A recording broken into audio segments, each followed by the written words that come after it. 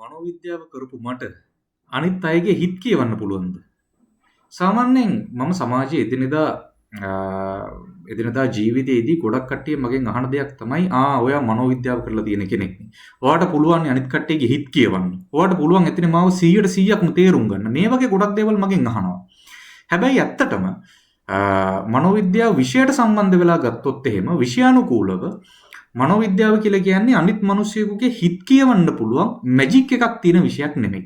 හැබැයි මනෝවිද්‍යාවේ උගන්වන කොහොමද මිනිසුන්ගේ හැසිරීම් රටාවන් සූක්ෂම නිරීක්ෂණය කරන්න සහ ඒගොල්ලන්ගේ තියෙන මානසික අක්‍රමතා කොහොමද අපි හැසිරීම් රටාවල් තුලින් අඳුරගන්නේ කියන එක.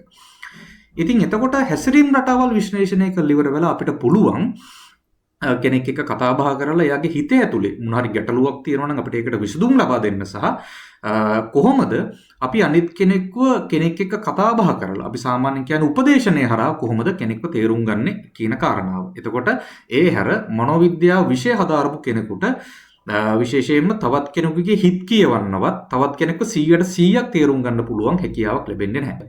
අපි බලමු කොහොමද මනෝවිද්‍යාව හදාරපු කෙනෙක් තවත් කෙනෙක්ව තේරුම් ගන්නෙ. තවත් කෙනෙකුගේ ප්‍රශ්නයක් තේරුම් ගන්නෙ.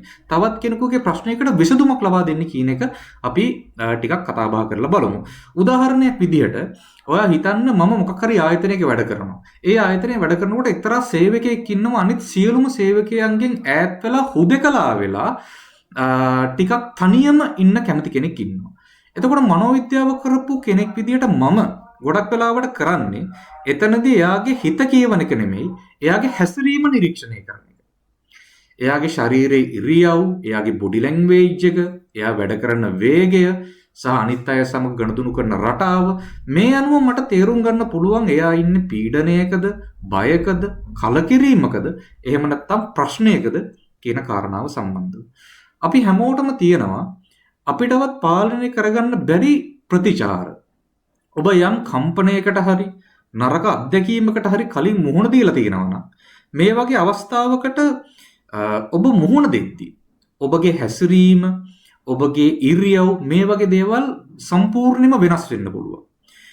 එතනදී මනෝවිද්‍යාව උපදේශනයේදී මම කරන්නේ ඔබත් එක්ක දීර්ඝ වශයෙන් කතා කරලා ඒ අදාළ පුද්ගලයාත් එක්ක දීර්ඝ සාකච්ඡාවක යෙදিলা එයාගේ හැසිරීම් තේරුම් අරගෙන එයාගේ වචන භාවිතාව තේරුම් අරගෙන එයාගේ මුහුණේ ඉරියව් තේරුම් අරගෙන නොදැනුවත්වම එයාගේ ඇඟේ සිද්ධ වෙන ප්‍රතිචාර තේරුම් අරගෙන එයාගේ තියෙන හිත ඇතුලේ තියෙන මනසේ අභ්‍යන්තරයේ තියෙන ගැටලුවක් අපි හඳුනා ගන්න උත්සාහ කරනවා.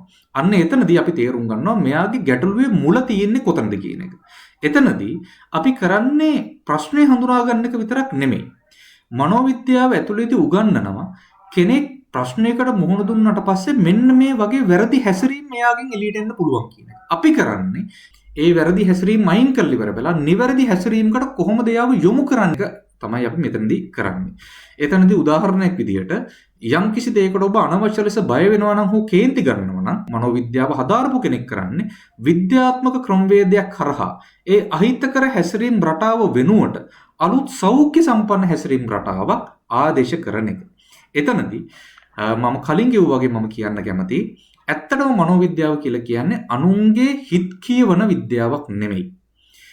අනුන්ගේ හැසිරීම් රටාවන් තුලින් ඒ අයත් එක්ක කතා බහක දෙලිවර වෙලා මනෝවිද්‍යාව උපදේශනයක දෙලිවර වෙලා ඒගොල්ලන්ගේ අදහස් මොනවාද කියන එක විද්‍යාත්මකව දැනගෙන අපිට ඒකට දෙන්න පුළුවන් සොලියුෂන් එකක් තියෙනවා නම් විසඳුමක් තියෙනවා නම් ඒක සපයන එක තමයි කරන්නේ. ඒක නිසා මනෝවිද්‍යාව කරපු කෙනෙක් කීයටවත් අනුන්ගේ හිත් කියවන කෙනෙක් බවට පත් වෙන්නේ නැහැ. සහ එතනදී වෙන්නේ විද්‍යාත්මකව කොහොමද තවත් කෙනෙකුගේ ගැටලුවකට විසඳුමක් ලබා දෙන්නේ කියන ක්‍රමවේදය තමයි අපි සිද්ධ කරන්නේ. මේ වගේ මනෝවිද්‍යාව සම්බන්ධව තියෙන විෂය කාරණා සහ මේ විෂය සම්බන්ධ ගොඩක් දේවල් ගැන මිනිස්සු සමාජයේ කතා කරන්න කැමති. එතකොට අපි නොදැනුවත්ව සමාජයේ ගොඩක් දේවල් තියෙන්න පුළුවන්, ගොඩක් සිදුවීම් වෙන්න පුළුවන්, මනෝවිද්‍යාව සම්බන්ධ වෙන සිදුවීම් ගොඩක් සමාජයේ වෙන්න පුළුවන්. ඉතින් මේ දේවල් ගැන මනෝවිද්‍යාව ආශ්‍රය කරගෙන අපි සූදානම් මේ SL Psychologist YouTube channel එකේ දීර්ඝ වශයෙන් කතා කරන්න. මේ channel එක subscribe කරන්න. අපි දිගටම තවත් වීඩියෝස් වලින් හම්බෙමු.